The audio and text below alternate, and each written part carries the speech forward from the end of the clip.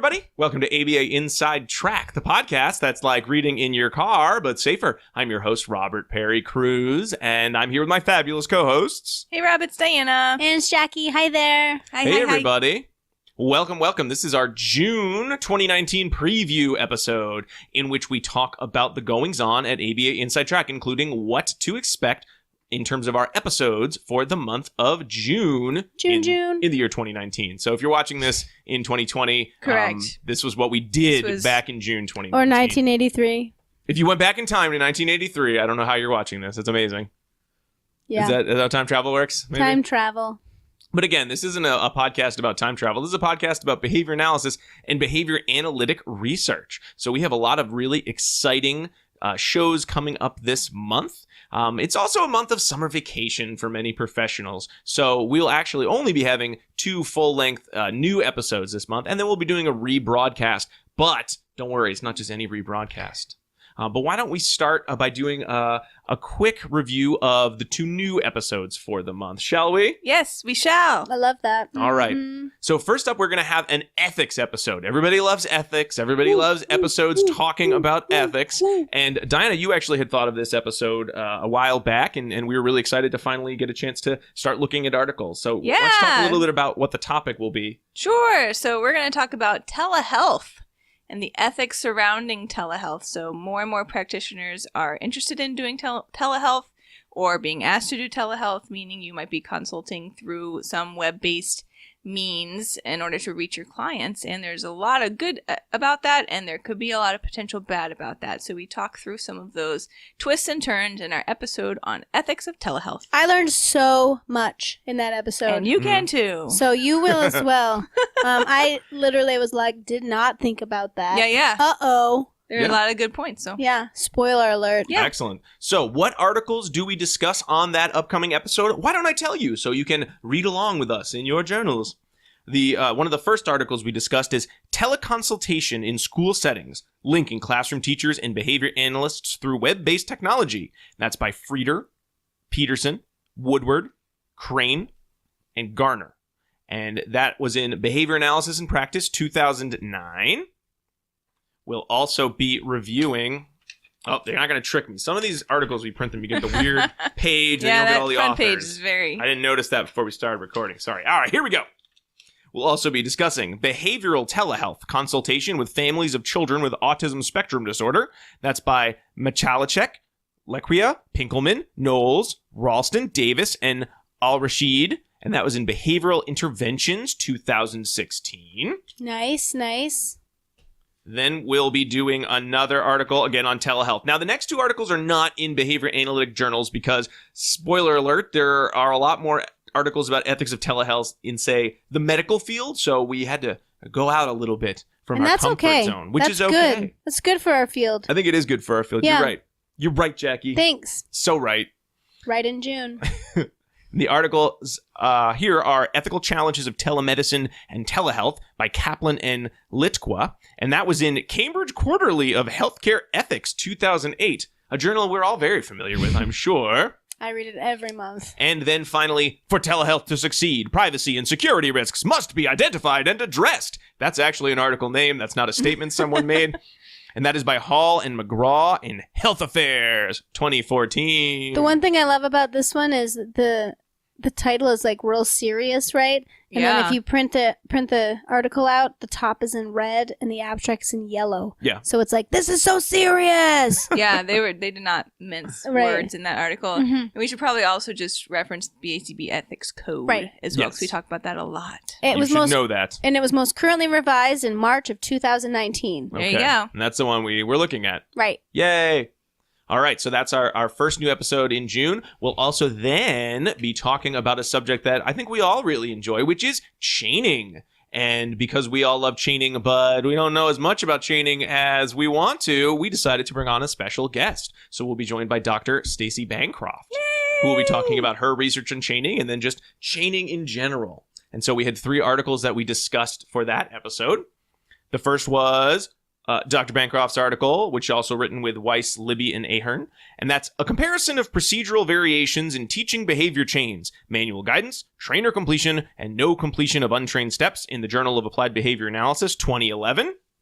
And following that, we also discuss an assessment of the efficiency of and child preference for forward and backward chaining by Slocum and Tiger, Journal of Applied Behavior Analysis 2011. Should also read their great article, Proper Use of Prepositions in a Sentence. That's very good. They didn't write that, I'm sure. They just used them very correctly. And of course, no. And then finally, well, of course, there's a final article we discussed, and that is Chaining Functional Basketball Sequences, parentheses, with Embedded Conditional Discriminations, end parentheses, in an Adolescent with Autism by Lambert, Copeland, Karp, Finley, Hutchins-Juarez, and Ledford. And that's in Behavior Analysis and Practice 2016. So fun. Yeah. So those are our 2 brand new episodes. And partially because it's summer vacation, so our recording schedule's a little wonky. And then partially because we're really expecting to have another fun guest in July talking about this subject, we decided why not rebroadcast one of our older episodes from way back in the archives. So we will be rebroadcasting episode 25, which is all about virtual reality. So virtual reality. That's or what you just VR. said. Yes. VR, yeah. You could Not also, variable ratio. Nope. Virtual reality. Virtual reality. You could also say it's in honor of the release of the new Oculus Quest, which is a $400 standalone virtual reality system. So if you were thinking virtual reality, sounds like science fiction. You could actually go out to a store and buy a full virtual reality set and just play it right now. You don't need a computer. You don't need anything. You can just play it. If you wanted to. But it wasn't because of that. It wasn't. Yeah. We did not get one for free. That's not why we're doing this rebroadcast. But I wish. We're thinking in July we're going to have more to say on the topic of virtual reality. So, we thought take advantage of that time and rebroadcast that. So if you're a newer listener to the show, then you'll be able to kind of get that kind of dumped right into your podcast feed. Virtual reality. I don't remember what articles we talked about. I love it when things are dumped into my feed. Gross. So that's what's coming up this June. Nice. This I love June. June, yay. And now that we've done our episode discussion, why don't we move into Errata? And that's the section of the show where we talk about other news related to ABA Inside Track, and maybe we read some emails from folks. Now, I actually had a point of Errata I wanted to bring up. Okay. Yay. We recently finished. It's gonna be May, which was it's gonna be May. Okay. Yep. All right. There we go. We got some cease and desist letters from NSYNC, so we can't do that anymore. And the theme, if you again did not see, was articles that our 2 esteemed co-hosts here had written. It's going to be May. It's about me, articles about them and their research interests. And a lot of interested people, and by interested people, I mean me and possibly my mother, I haven't talked to her about this, we're wondering, well, Rob, why don't you have any published articles in It's Going to Be May? And I said, you know what? That is a gross error. We did not include anything that I had written and that has been published. So I decided I would share something that I have published in the past. Oh, I love that. And All I right. love that your mom said that. I mean, well, she didn't really. Not even my mother cares about my publishing pursuits. My mom cares. Okay, good. Mine cares too. Thank you. I'm glad other people's mothers cared. So certainly, if you're going back to May, both Jackie and Diana have published on EIBI, observational learning, behavioral momentum, so many exciting things. But Rob, what have you published in? Well, I'll tell you. I actually won an award for my writing back in 2004. I won a $50 gift card. And what did I write? Well, I wrote one of the best video game walkthroughs that the website GameFAQs.com had ever seen as of November 2004. Wow, I did not know this. Yes, I have been published as well. I wrote the walkthrough for the classic Xbox game, not Xbox 360, not Xbox One, but original Xbox. Okay. Indiana Jones and the Emperor's Tomb. Yes, I did. I took my VCR and I taped myself playing this video game. It was senior year of college, so I had some time. And I wrote down everything I did, and I added, my Rob flair, I would say. Sure. Because, You've got yes, flair. I have published. Let me read you an excerpt from, no, Istanbul, The Secret of the Mosque Level. Oh my God, I can't wait. Run left to the room with the brown tile. Whip across a gap and turn right to jump and whip across another. Slide down a ramp, ready to jump and swing to safety. Just an excerpt there. That was really good. Here's something else. A description of the evil enemy from the game, Marshall Kai. Okay, I'm Indy's ready. benefactor. Or is he? No, he's not. He's actually a power-mad sorcerer in Indy's final challenge. Using the power of the elements, the Pa Cheng can penetrate his energy shield, giving Indy a chance to steal back the heart of the dragon. Yes, so you see, everyone, I've also published some very important work myself. So We're very proud of you. I wanted to bring that up. People might have been asking, Rob, where's your stuff? And there it is. That's what it was. Okay. Wow. You know what? I've thought about playing that game. So now I know how to play Now it. you'll know. Yep. I know There how you to go. whip around. And It Slide. was, when you're talking about Indiana Jones, it's very hard to Slide. write a description of what to do without using the word whip thing, like 1,000 times per sentence. Well, I'm proud of you. Thank you. So, yes. So It's there big you time. go. We are very proud of you, There Rob. you go. And Wow. I do have to say, Jackie and I got to go to ABAI Mhm. not too long ago. And we had a wonderful time. We got to see lots of people, and it was really exciting and fun. But we heard a lot of questions about where is Rob. Mhm. I Right. answered that question a lot of times. That was- Even I did. Probably working on my next video game walkthrough. You might have been. I don't know. But you were very much missed as part of our group. You Thank were. you. So, yeah. Do you guys want to talk briefly about ABAI? We didn't even think about that when we were doing our notes. Yeah, earlier. we had a great time. It was a Mhm. lovely location. Chicago is always a great city to visit. It was kind of cold. A little kind bit of cold. rainy. A little bit rainy. But regardless, we got out and visited with lots of different people. I managed to eat 2 free dinners, which is Woohoo! always my goal. And I saw some good talks. I saw talks on sustainability. I visited a couple of those. I saw an excellent Linda LeBlanc panel, Bridget Taylor panel, talking about relationships with families Mhm. and how to build those, which was fantastic. I saw a panel and a discussion on women in academia Oh yeah. about pay gap. Mm-hmm. So that was That fascinating. was enlightening. Mm-hmm. Yeah. Some of our students presented there. They did really great.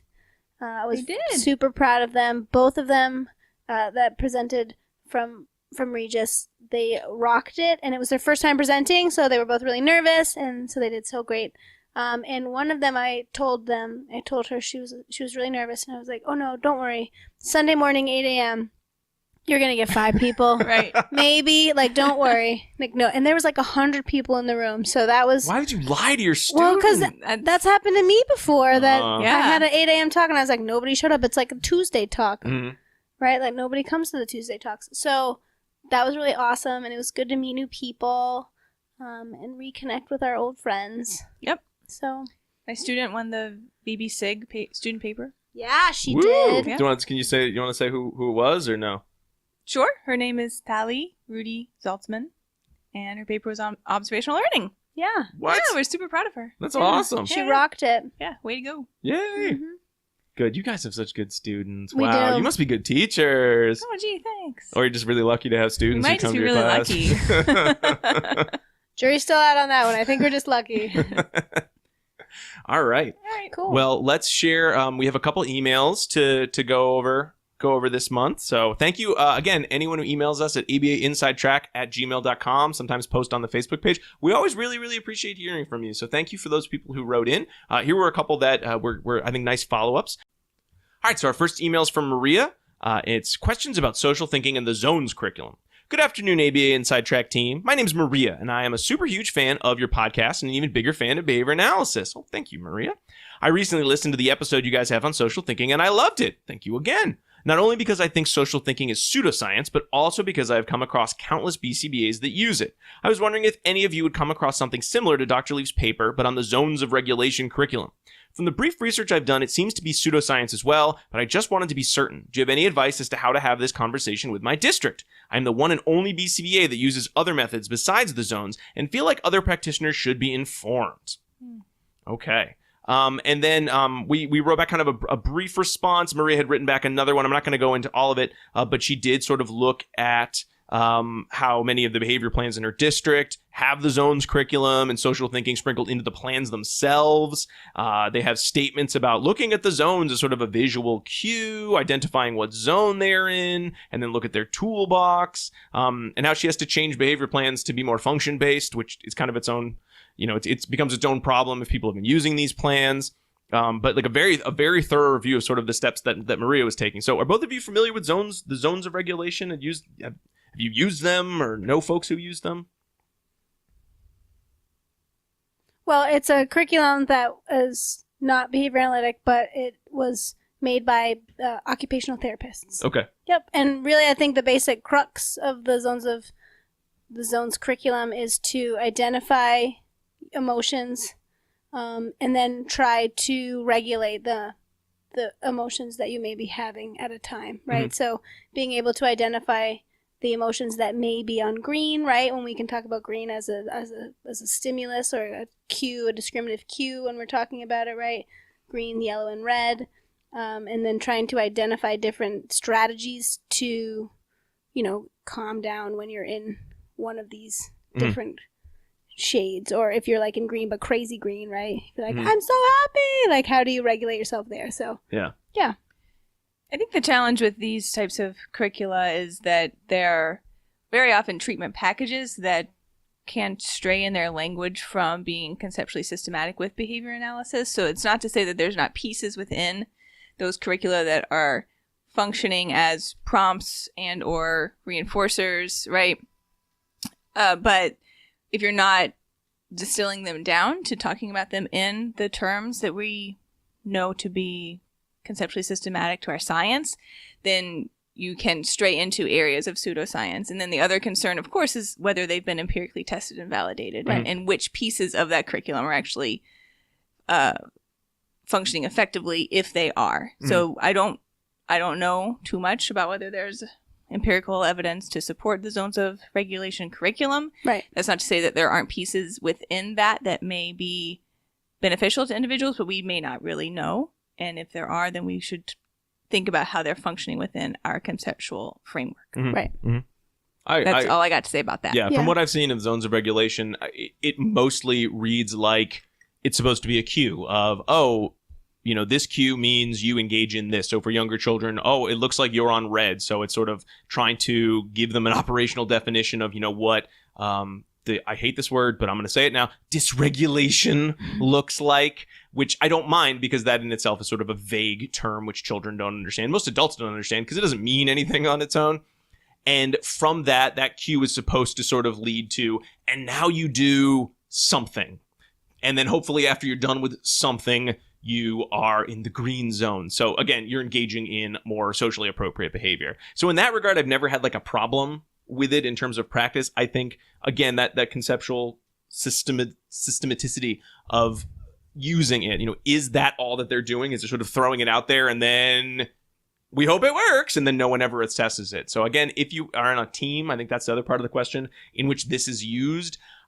Again, I haven't looked into research myself. That's always step one. Is there any research about the zones of regulation?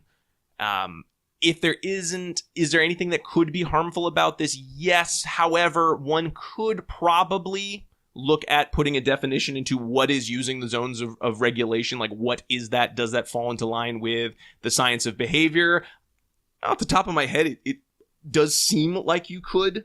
You could sort of put it into a behavioral definition and sort of look at how it's used. But you would also then have to look, just like you would with any of those, like, let's go do the sensory toolbox, or let's do 20 jumping jacks. Is that going to actually result in the behavior change you want to see, which is this child goes from screaming to not screaming? I have no clue. You're going to have to test that. My guess is if it's probably not function-based, so there's a good chance it doesn't. But at least you would know, and you would know it in a way that doesn't make other members of your team who are so adamant that you're going to use the zones of regulation think that you're telling them that they're stupid and don't know their job, which again is going to be its own brand of trouble with the team process. Yeah. So that's sort of, where I think we're kind of all in terms of our thought process. So if you're in that same boat, again, look at the literature. Can you define it in terms of behavior analytic terminology? Mm-hmm. And if you don't think it's going to be harmful and you can you're okay with those first two steps, just set up your experiment just like you would anything else. Is this a part of an effective treatment package or not?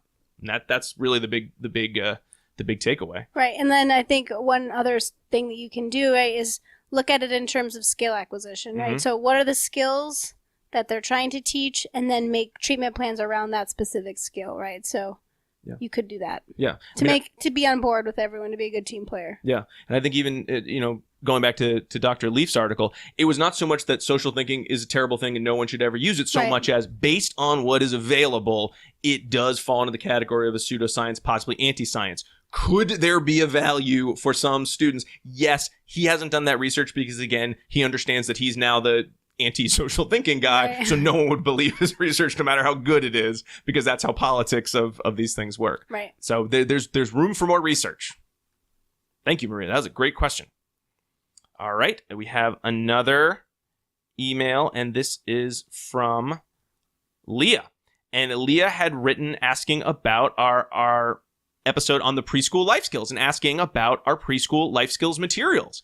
And I thought, since it's been a while, because that's episode 34, if you have listened to episode 34, you're interested in the preschool life skills, we were very fortunate to be in touch. I was very fortunate to be in touch with Dr. Greg Hanley to gather some materials. I created a number of materials with some coworkers in the past. So we do have preschool life skills materials on our ABA Inside Track website. So if you are interested in doing more work with preschool life skills, you can certainly go online to ABA Inside Track. You kind of go to the Get Seat Use page, like the store, like you're going to buy something. It was just the easiest way we could find to have a means of just... It's under merchandise. It's under merchandise. Sorry, you go to the merchandise link and you can say, I want to quote unquote buy preschool life skills. It is totally free. You are not buying anything because we did not create preschool life skills. But that's just how we go through the link process so that you're able to get a link to download the files. And those are the files that I and my coworkers created way back in the past. It's a nice sort of summary of the preschool life skills tasks. So feel free to use those. So again, if you're new to the show, that is available as a resource for you. And we're very excited to have that there, and it's always going to be free because it's not our research, and we want everyone to use it if it is applicable to their group. Cool. And then we had one... Oh, sorry, Jackie. No, you're good. Okay. Sorry. And then one more quick email. This is from Swati, who is writing to us from India. Hi from India is the name of the email. And it says, hi, we love your podcast, and we are so happy that you like our Instagram page. We do. We challenge autism. Yes, we do. Thank you for following us. You're very welcome, Swati. Thank you for writing in and following us. She also shares a link to her to her and to her group's website and Facebook handle to get a look at what ABA in India looks like. And the website is wecanindia.org. And their Facebook is facebook.com/WeChallengeAutismNow. So if you're interested in seeing behavior analysis around the world, we say thanks so much, Swati, for sharing those links. And now we've shared them with all of you. So please feel free to check that out. Follow them on Instagram, Facebook, or the website. Great. Yay. Cool. It's so exciting when people are like, hey, can you want to share our thing? It's like, I don't know if anyone's watching this, but sure, we'd love to. All right.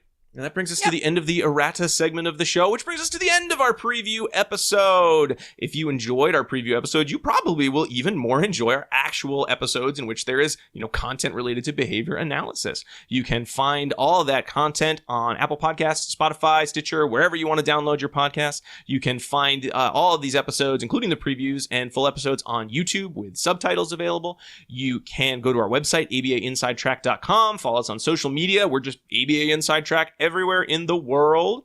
Speaking of merchandise, if you're interested in our ABA Inside Track t-shirts, you can go to tpublic.com and search ABA Inside Track for those. We have some nice designs there. And of course, we always love getting emails from you at abainsidetrack@gmail.com.